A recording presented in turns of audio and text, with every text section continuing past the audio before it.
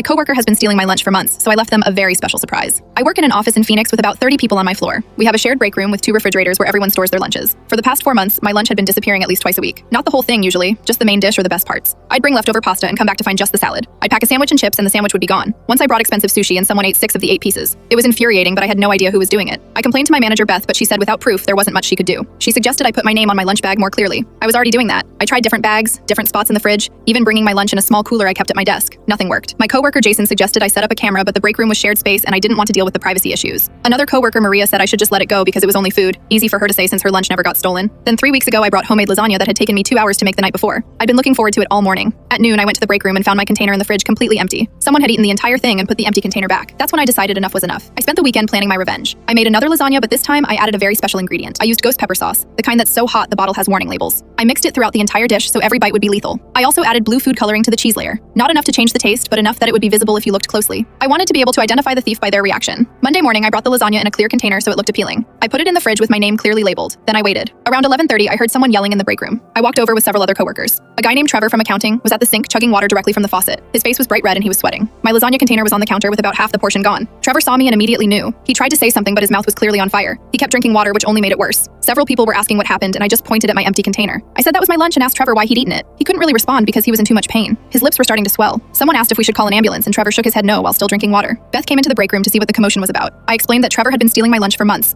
and had just eaten a ghost pepper lasagna I'd made specifically to catch the thief. Trevor tried to deny it, but his blue-stained teeth gave him away. Beth asked if I'd intentionally made food too spicy for someone to eat. I said no, I'd made my own lunch exactly how I like it. And if Trevor hadn't stolen it, he wouldn't be in this situation. Several coworkers backed me up saying I always ate spicy food. Trevor spent the next hour in the bathroom. When he finally emerged, he looked miserable. Beth called both of us into her office. She asked Trevor directly if he'd been taking my food. He admitted he had, but said he didn't think it was a big deal. He said he'd forgotten his lunch a few times and just borrowed from others. Beth told him stealing food from coworkers was absolutely a big deal and that he was being written up. Trevor said I'd essentially poisoned him and that should count for something. Beth said I'd made my own lunch for my own consumption, and what happened to him was his own fault. Trevor had to sign a formal warning and was told if anything like this happened again, he'd be fired. He also had to apologize to me in front of Beth. The apology was half-hearted, but I didn't care. He looked absolutely miserable. Word spread around the office quickly. By the end of the day, everyone knew Trevor had been the lunch thief and had gotten caught by eating ghost pepper lasagna. People kept making jokes about it. Someone put a bottle of hot sauce on his desk with a note saying, "For next time." Trevor avoided me for weeks after that. He'd leave the break room if I walked in. He stopped participating in office conversations. Some people thought I'd been too harsh, but most people thought it was hilarious and that he'd gotten what he deserved. My lunch hasn't been stolen once since then. I even started bringing really nice leftovers again without worry. A few coworkers have asked me for the ghost pepper lasagna recipe. I've told them I'm happy to share it, but to make sure they're the only ones eating it. Trevor transferred to a different floor about 2 months after the incident. I don't know if it was because of the embarrassment or if he'd been planning it anyway. Either way, I haven't seen him since. Beth told me privately that she appreciated how I'd handled it,